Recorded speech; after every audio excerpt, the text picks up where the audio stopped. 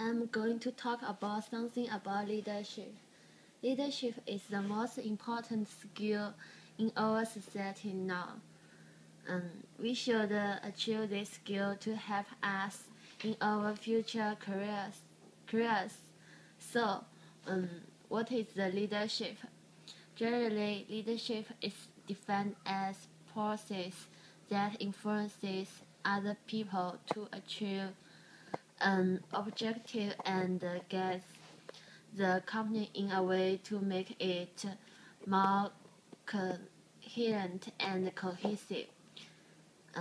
Personally, I think leadership is an ability that helps a group of people to accomplish more tasks.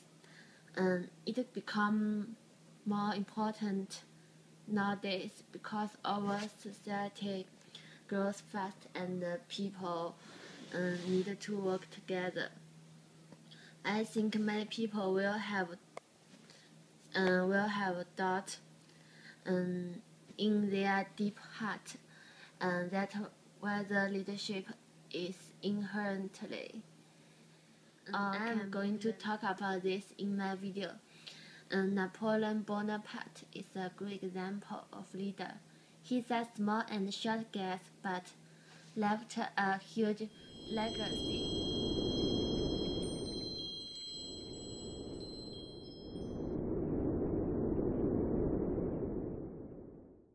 Napoleon Bonaparte was one of the greatest military leaders in history, and as Emperor of France, he led his armies to victories across Europe. Napoleon was born in Corsica and educated at a military academy, and was later made commander of the French army in Italy in 1796. He led the French armies to victory over the Austrians in Italy, and then forced peace negotiations between the warring factions. At the time, British naval power prevented Napoleon from invading England, so he planned to invade Egypt and unite with his Muslim allies to defeat the British and take over the British trade routes with India. In 1798, Napoleon's armies defeated the Egyptians, but later that year the British captured and destroyed all but 2 of the French fleet in the Battle of the Nile, dashing Napoleon's hopes of naval superiority. Despite this, he then led 13,000 of his troops into Damascus, where he conquered various coastal towns. Napoleon's conquest of the Middle East was halted by sickness and poor supplies, so he withdrew to Egypt and returned to France in 1799, where he secured his own election as first consul. In 1801, he re-established slavery in French colonies, leading to a slave revolt in Haiti, and in the ensuing conflict Napoleon's forces were defeated. Napoleon faced bankruptcy, so sold the French North American territories to the United States in the Louisiana Purchase. In 1804, Napoleon was made Emperor of France, and planned to invade England once again. Britain allied with Russia and Austria, and Napoleon's navy was defeated in the Battle of Trafalgar, but 6 weeks later his army famously defeated the Austro-Russian forces at the Battle of Austerlitz. He gained new territory in the victory and now controlled most of Western Europe. He commissioned the Arc de Triomphe to commemorate his victory. The Holy Roman Empire was dissolved, and Napoleon installed his relatives and loyalists in positions of power across Europe. Napoleon's forces then fought in the Peninsular Wars, and then invaded Russia in 1812.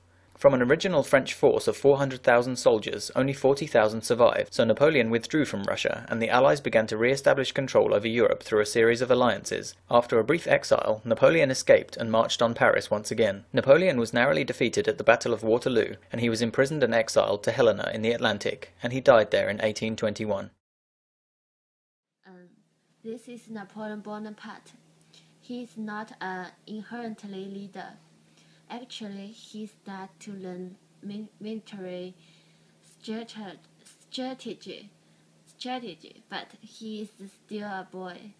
So, no one is born to be a leader. Everyone can be a leader if he learns it hard. This is my point.